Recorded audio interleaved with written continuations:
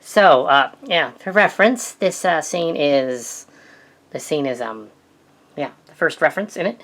This is sort of an alternate version of One Shall Stand, One Shall Fall.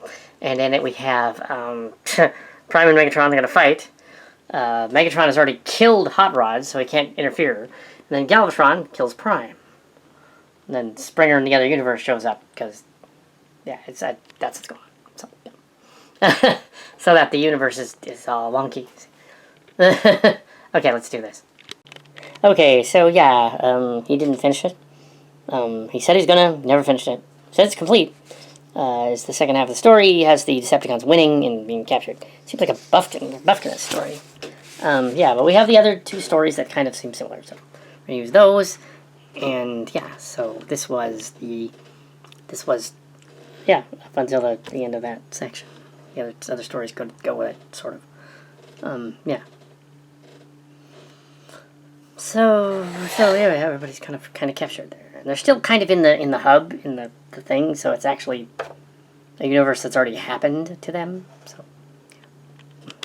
Okay, in order to match this with the other stories, it turns out that You Can't Go Home Again by Jazzy, and Closure by Eleanor Ray, don't really fit in this thing. I mean, parts of them do. But mainly it's Cryptic Past by 2002. So I guess there might be elements of the other two stories, but for the most part, I like to do I kind of got to wrap this 30 minutes that we've already done, because otherwise this segment is left open ended as to what's happening to them. And, I have an idea. Yeah. Okay, that is the end of the show for tonight. I will focus on the robot here.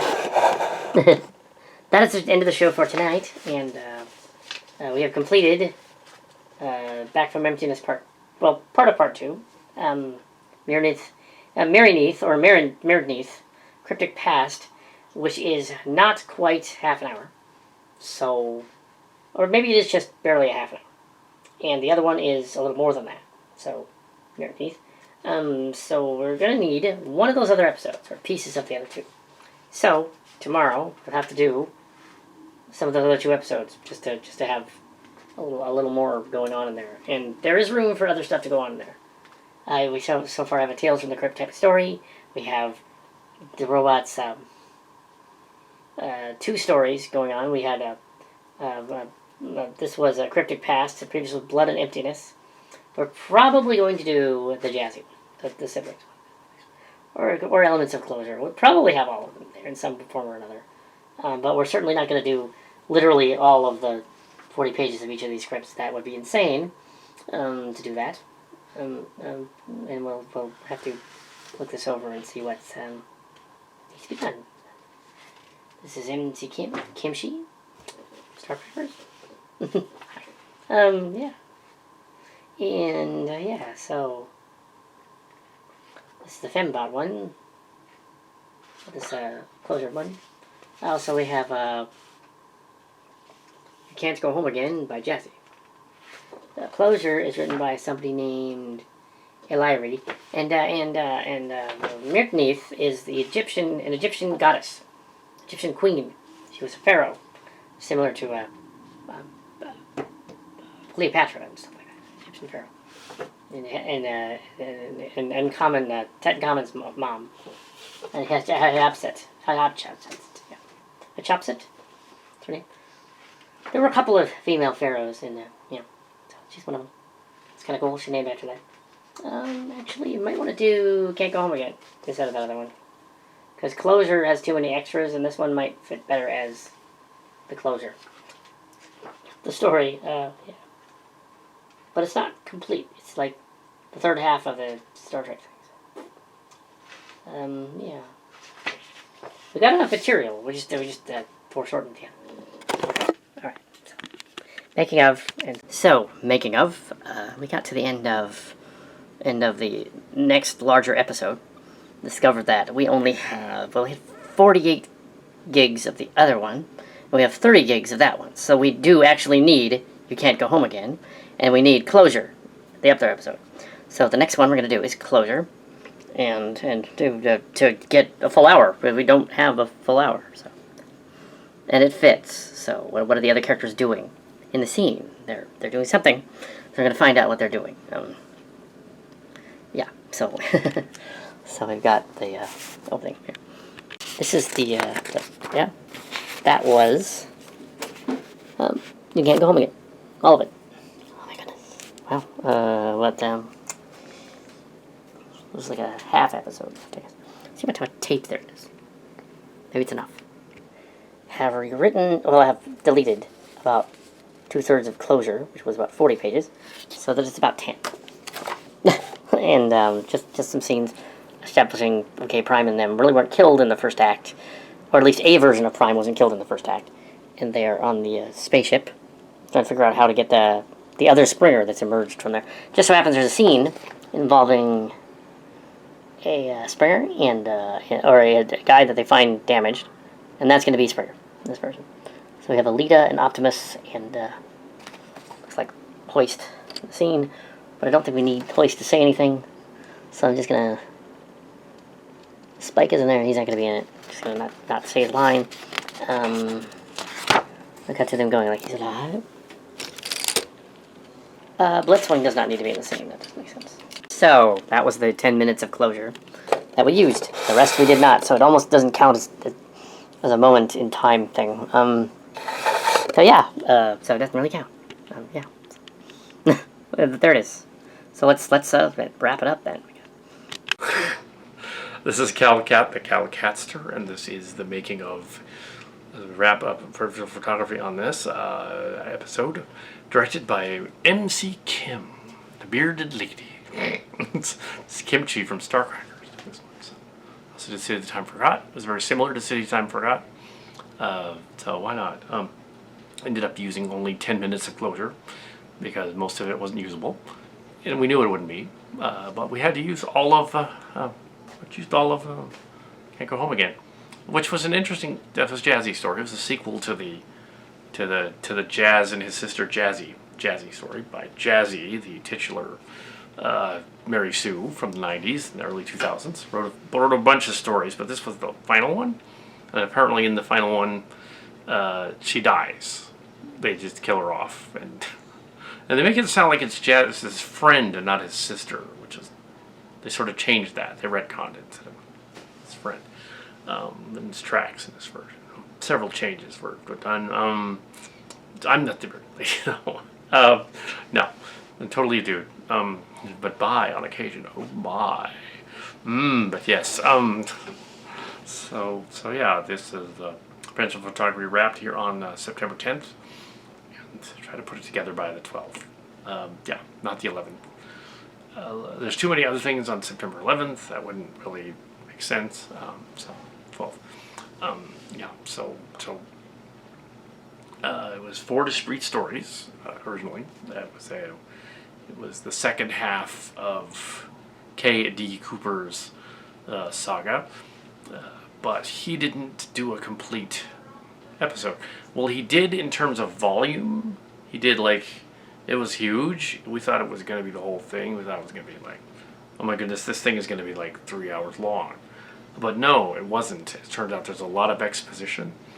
So much exposition that story, the original story, which was over 80 pages or so, ended up being way shorter when actually put to film, because there were certain scenes you just could not film. They did not make sense like that.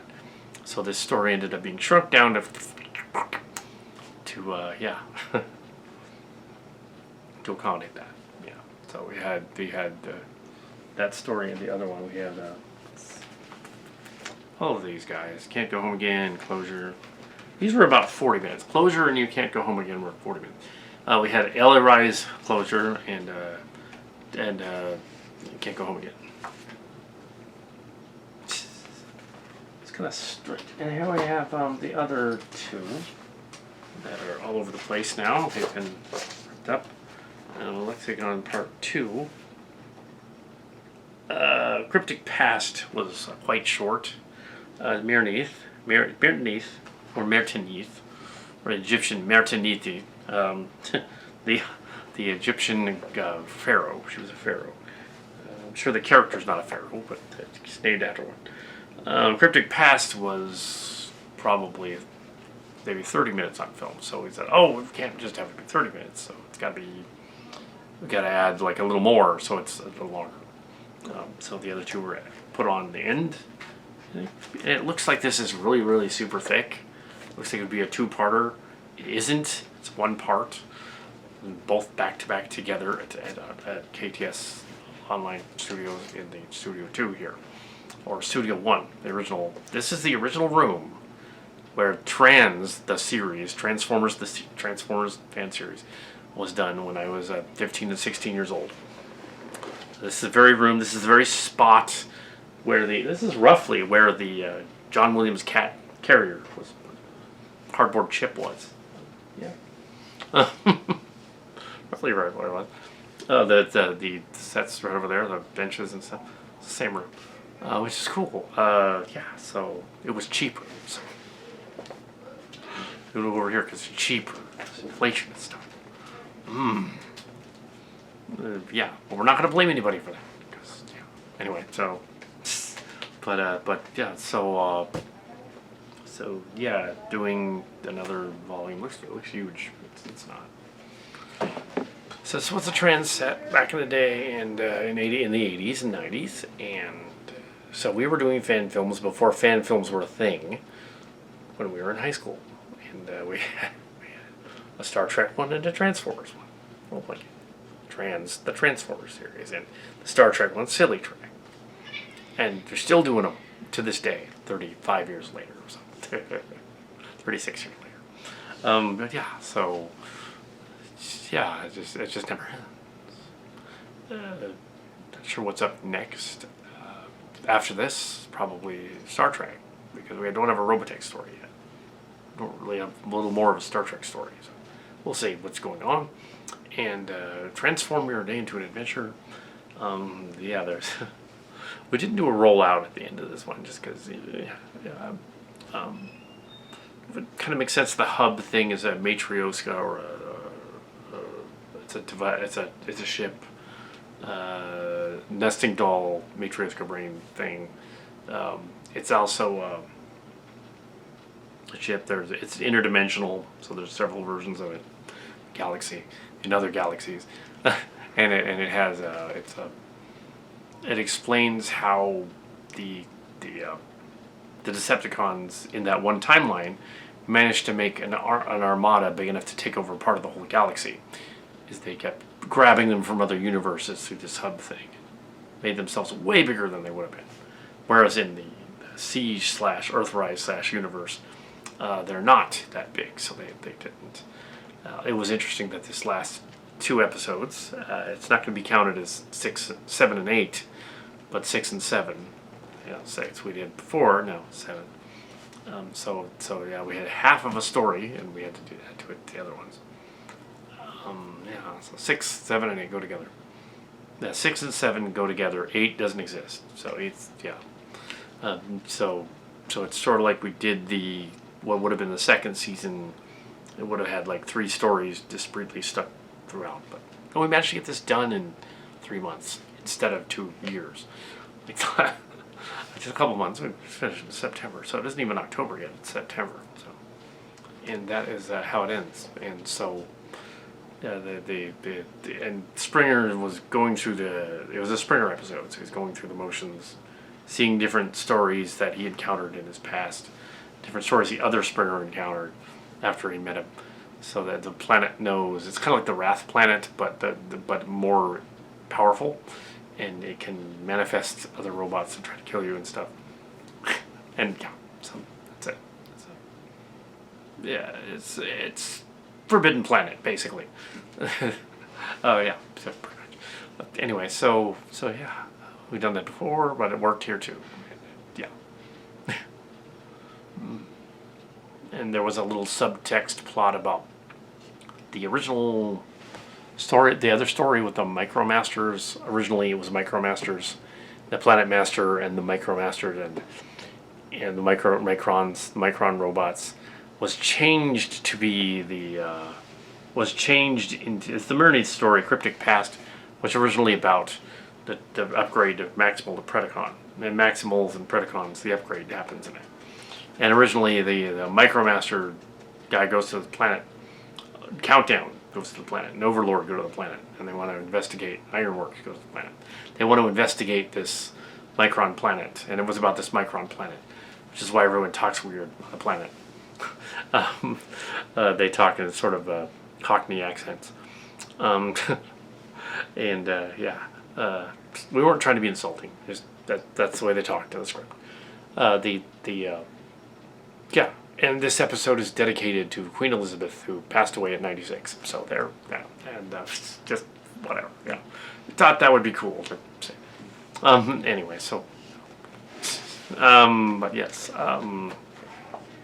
yeah. So that's it. Transform your day into an adventure. Autobots, transform and roll out.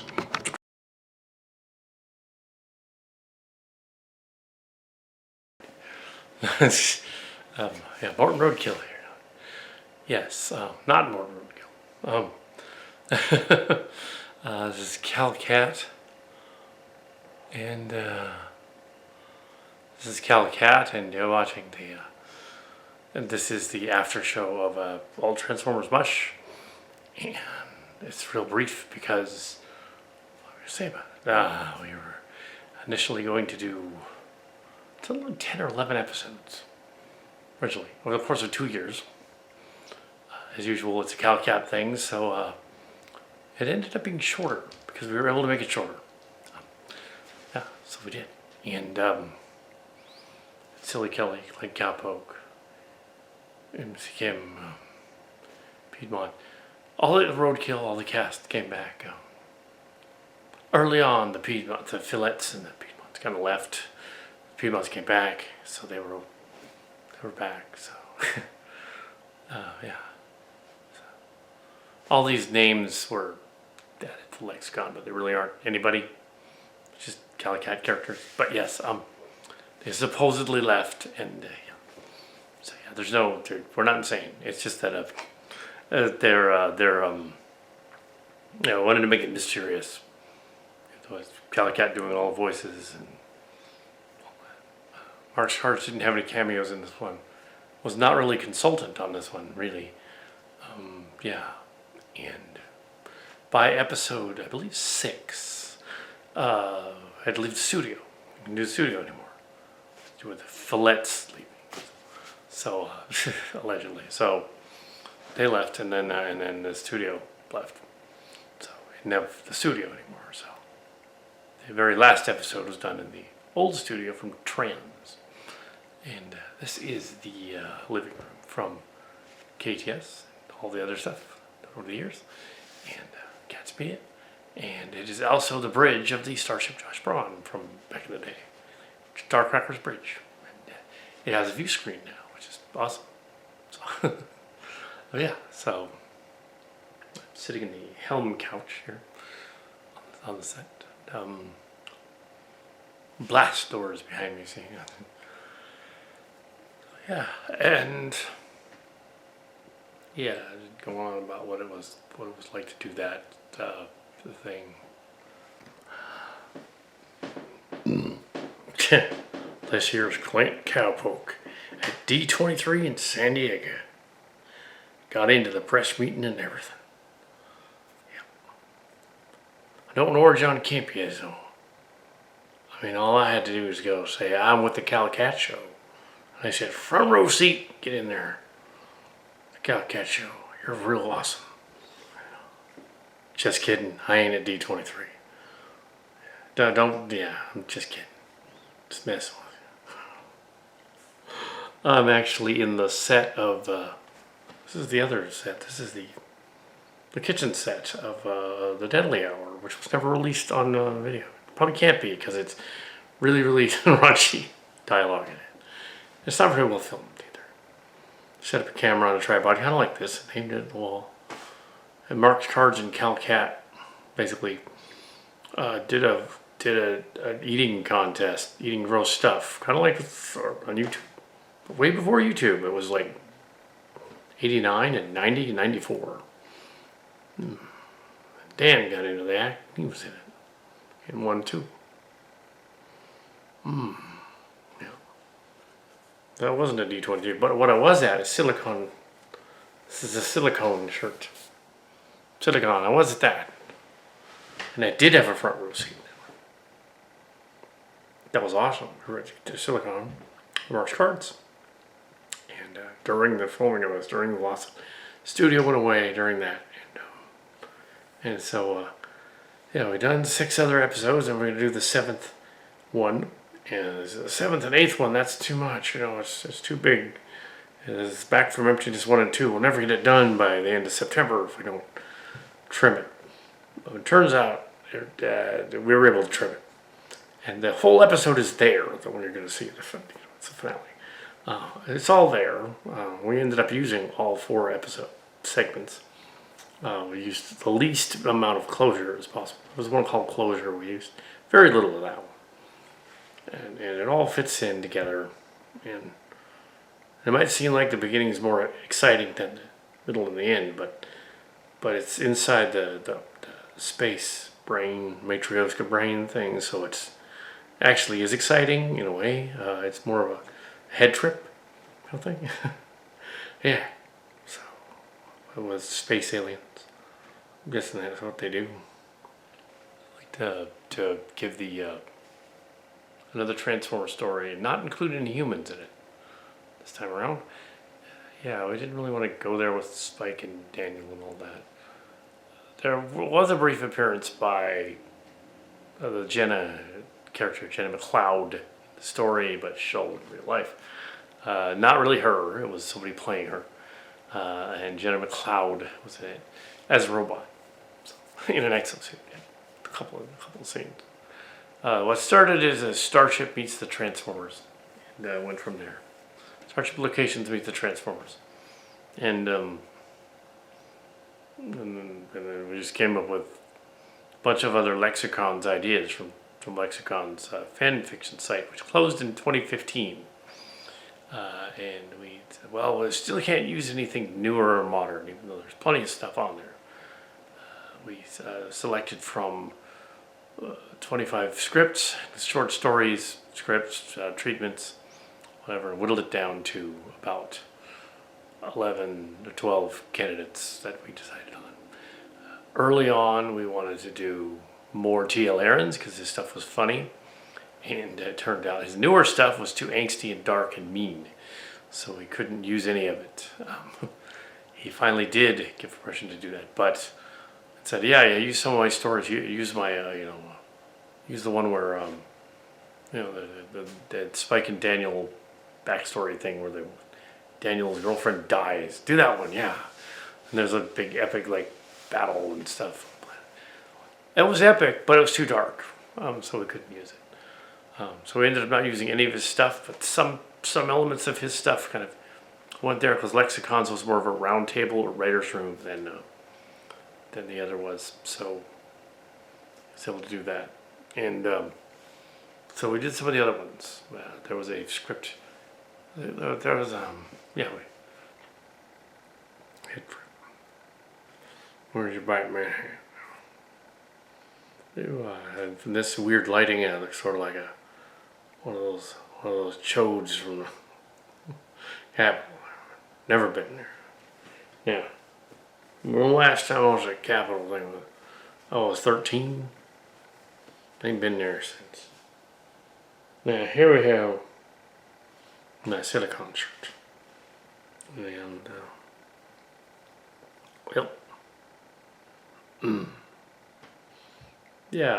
we didn't want to do any human characters this time because we were like, well, let's just concentrate on the robots, and we wanted to bring back Springer early on and have Galvatron revive him. Make it that's kind of the season of Springer. Springer and RC. We found a Springer at the toy show and had to have it, and another Moonracer chassis come back, get rebuilt, but not really do much with her. Let RC come back, and that confusing last episode 6, which had that funky looking RC. It looked like the Cyberverse RC. And they explained that in this one, That's not RC. That's RC Junior. It's RC Springer's kid. That makes it even more screwed up that he euthanized her. Another story. It's messed up. It's not really his girlfriend. It's his child. It's like, that's messed up.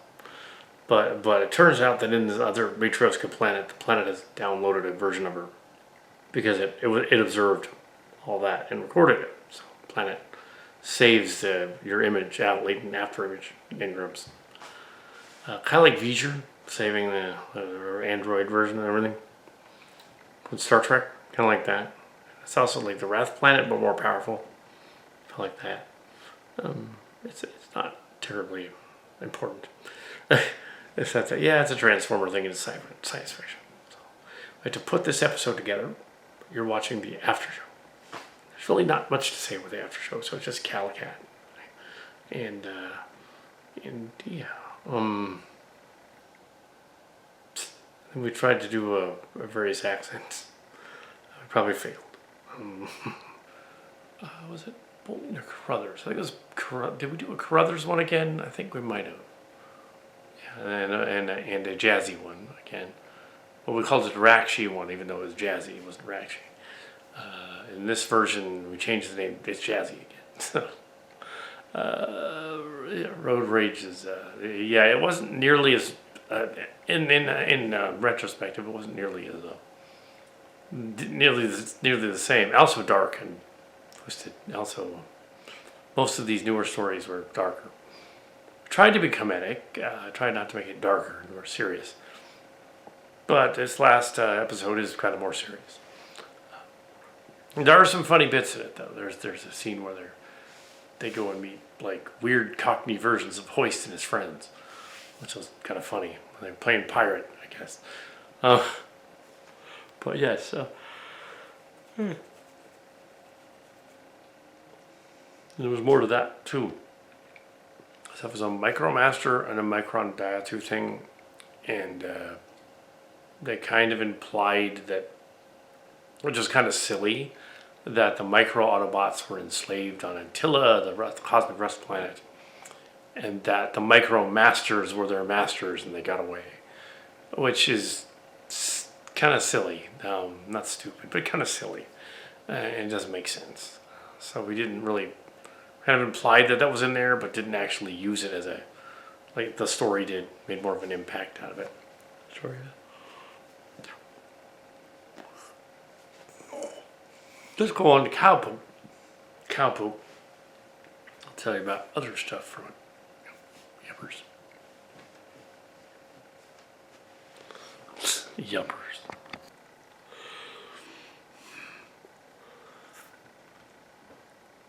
Oh. I don't think he listed Artfire in the credits, but she's probably. I wouldn't worry about it. Probably a few people missing with the credits, but I don't know if you need to bother changing it. If you want to, go back and change it, or you can leave it. I didn't want to put everybody back, though. We were like, well, we don't want to necessarily bring back Bludgeon, because he's in the prison planet. That would be confusing. We didn't want to actually have Galvatron show up. It's just accidentally a Galvatron in the finale, just because if the real Galvatron was there messing with the universe, then that'd be like confusing. But to keep to our dozen or so heroes and some villains. And which is always a problem with a sci-fi story where you're trying to pretend like there's a whole universe, whole galaxy of Decepticons and Autobots everywhere, and there's only actually dozens of them. It does have that situation, which it's been pointed out by Michael Gordier and Isaac Arthur and a number of other people. And Quinn's ideas as well on that show, and Campia a little bit too. That you have a galactic empire. How would it maintain itself? And usually when they show a galactic empire in a TV show, they're limited by budget. So they have to let's do The Mandalorian, but we've got 100 extras. And so they're going to be like 100 people running around dressed in this different costume. Or let's do Obi-Wan Kenobi and have 200 extras. But not have them do much, But yeah, they can't hire 1,000 people to be in the story. That wouldn't make sense. But realistically, a galactic empire would have billions of people. It would just be insane. Marvel was pretty good at that with the Infinity War stuff, though. Mostly Chi-Chi, that fight scene. But yeah, it's hard to believe the Cat show's been around that long. Since, 2009, roughly. We've been doing these Transformers parodies since the beginning of the whole thing, too. Robotech, Transformers meets Robotech, Transtech. So brief summation of that. Yeah, so I think we've been over that before. The Transtech aired as DVDs before it was on YouTube. It was on YouTube, and the DVDs were out in 2006, 2009, roughly. They were free. We printed up for free, made no money on it. Then we put them on YouTube in 2012 and 2014, and again in 2020. But the whole 3-hour segments. We did Space Bridge in 2015 and the Robotech Endless Circle. We did the End of the Circle saga from the books. We did the whole, our version of it. Yeah, our version of it. We attempted to correct the Tommy Yoon universe of Robotech with the Shadow Chronicles, basically. Shadow Rising, Shadow Children, Shadow's Return, to correct it, making a course correction immediately, getting Rick Hunter home and all that. And in that version, the Transformers is a multiverse too. So, I think we've been over this before, but the Robotech was based on the Macross saga and Space Cavalry Southern Cross and Space Climber Matsupida. And they were all three different series, completely different series. In fact, they were out of order too. In 1985, they came out here, and as Robotech, Harmony Gold put them together as Robotech. There were toys and such, and licensing was in limbo for them for years. Even though they've released some of the Macross stuff, they didn't release the other spin-offs here at all. You had to order them from Japan. They released Macross Plus and 2. But never Macross 7 and never Frontier, and never Delta. In 2021 or early 2022, Harmony Gold and Studio New and Big West finally had an agreement and said, "All right, you can merchandise and bring out the Macross stuff here in America. You can send it out here." So finally, Armin Argama, I don't know why he was waiting that long, said, "All right, we don't need to hang on to this property for 40 years. Do we really? Come on." So, all right, here you go. Do whatever you want with it. And so we're not sure what to do with our piece of that pie, but we'll see. Haven't done any new Robotech since 2018. I believe it was the Shadow Children, Shadow's Return. And that one. We'll do some Robotech. And we use G.I. Joes. So. And we didn't want to use Alpha and Beta fighters because those ships kind of suck. The old school ones were in it. We're still not sure how to pull that off. And Mark's Cards and I were currently in negotiations on a Canary Space and so there's it's interesting. The Transformer thing as well. Rodimus Primal, one of the YouTubers, did actually meet with the Netflix guy. It turns out, did an interview. That's awesome. The Netflix show was controversial. We went there in episode 6, but we went to the Dead Universe version, indicating that they're actually still in the Dead Universe and they had to get out. So 7 of them escape. 7 Autobots and 3 Dinobots, and 4 Autobots and 1 Decepticon escape. So, but not the other Megatron. The other Megatron escapes too, but not or something. Or